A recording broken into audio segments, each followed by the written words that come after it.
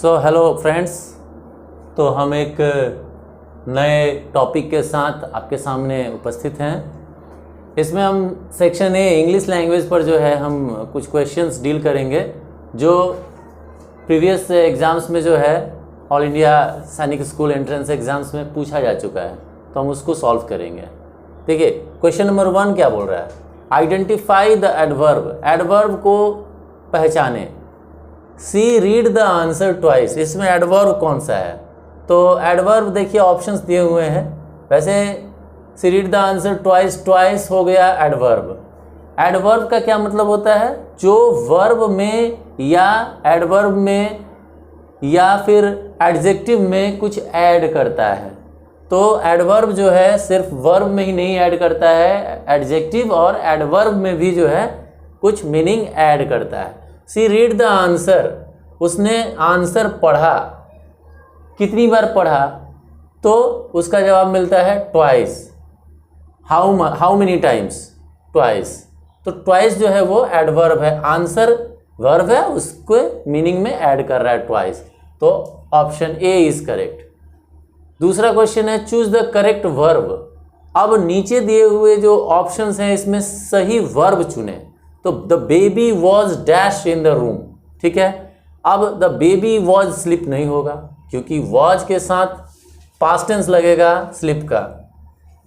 B sleeping, sleeping होगा क्योंकि ये क्या कह रहा है, पास्ट कंटिन्यूअस टेंस में ये sentence, the baby was sleeping in the room. इसके अलावा और कोई भी ऑप्शन जो है वॉज के साथ सही नहीं होगा, इसलिए option B is correct. Now question number 3, choose the correct option to complete the idiom given below. तो क्वेश्चन नंबर 3 जो है वो बोल रहा है कि इस इडियम को पूरा करने के लिए करेक्ट ऑप्शन कौन सा होगा। तो क्वेश्चन है you have hit the nail on the dash.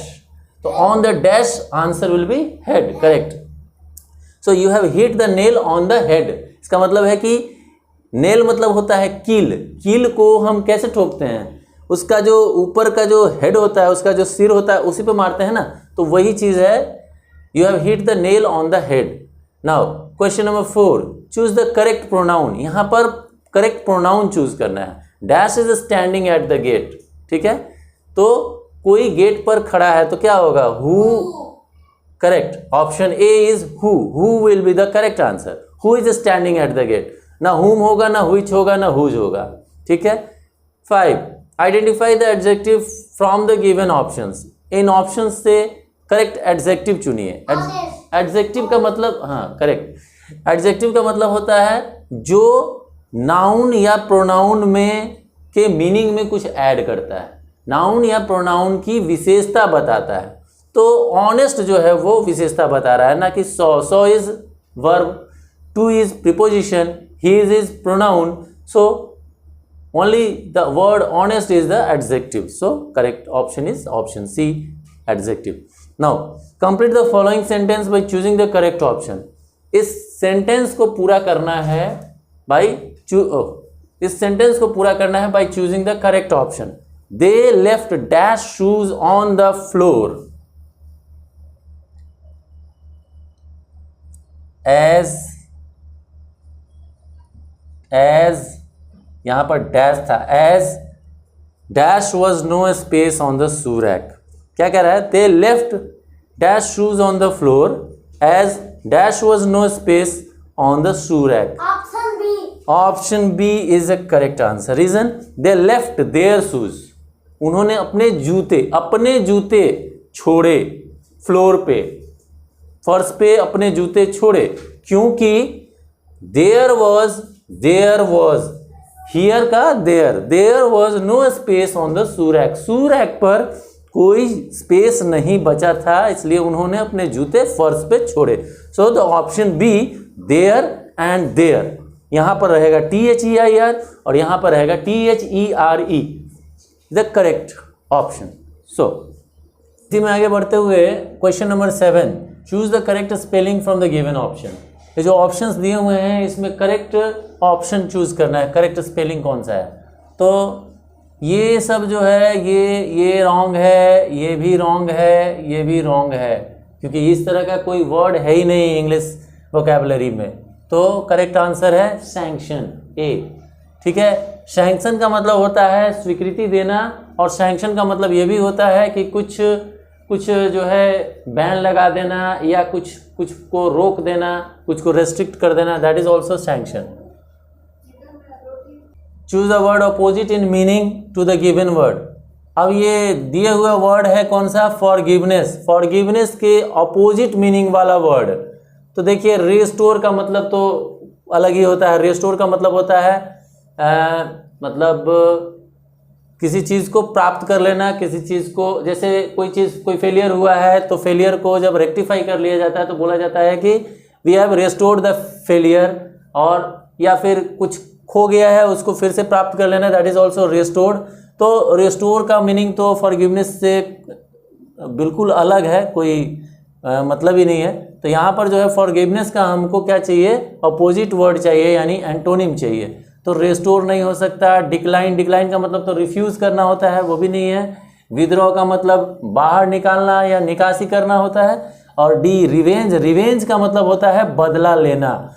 तो जब माफ़ करने की बात आएगी, क्षमा कर दिया गया, तो उसका उल्टा क्या होगा, बदला लिया गया, रिवेंज, टू टेक रिवेंज। तो revenge is the correct option. Now question number 9, choose the correct article from the given option. दिए हुए ऑप्शन से सही आर्टिकल चुनिए। He is dash honest officer. अब देखिए यहाँ पर क्या होता है कि कई बार बच्चे कंफ्यूज हो जाते हैं कि हमने तो सुना है कि भाई जो वॉवेल साउंड या वॉवेल वाले जो लेटर हैं उनसे अगर कोई वर्ड स्टार्ट होता है तो ही जो है उनके आगे एन लगता है। तो ऐसा नहीं है क्या कि वॉवेल साउंड की बात होती है और कॉन्सोनेंट साउंड की बात होती है। तो यहाँ पर वॉवेल साउंड निकल रहा है। हम ऑनेस्ट, प्रोनाउंसिएशन ऑनेस्ट है ना कि हॉनेस्ट है। अगर हॉनेस्ट होता तब कॉन्सोनेंट की बात आती है और तब ये ए लगता है, लेकिन यहाँ पर एच साइलेंट रहता है, ऑनेस्ट बोलते हैं, honest. Honest is the vowel sound, O से स्टार्ट होने वाला साउंड। तो that is, so it is the correct option will be an. He is an honest officer. इसी तरह से यूनिवर्सिटी यू से स्टार्ट होता है, बट इसका जो प्रोनाउंसिएशन होता है उससे पता चलता है कि वाई से स्टार्ट हो रहा है। तो एन यूनिवर्सिटी नहीं होता है, ए यूनिवर्सिटी होता है। उसी तरह से यूनिकॉर्न में यू, उसका स्टार्टिंग लेटर यू है, बट उसका जो प्रोनाउंसिएशन होता है उससे पता चलता है कि ये वाई से स्टार्ट हो रहा है, यूनिकॉर्न। तो वहां भी जो है ए यूनिकॉर्न होता है, ना कि एन यूनिकॉर्न होता है। ठीक है, अब देखिए होटल को हम क्या बोलते हैं, ओटल थोड़े बोलते हैं, होटल बोलते हैं। तो होटल जो है वो उसके आगे ए होटल होगा, ना कि एन होटल होगा। ठीक है, चलिए क्वेश्चन नंबर 10 देखते हैं। Identify the tense of the given sentence. दिया हुआ सेंटेंस क्या है, the sun sets in the west.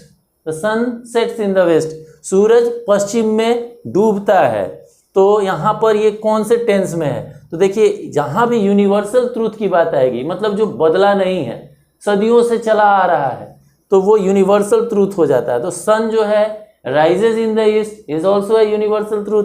The sun sets in the west, ये भी यूनिवर्सल ट्रूथ है। और एक चीज की जो पैदा हुआ है वो मरेगा, वो भी यूनिवर्सल ट्रूथ है। तो ये all this universal truths are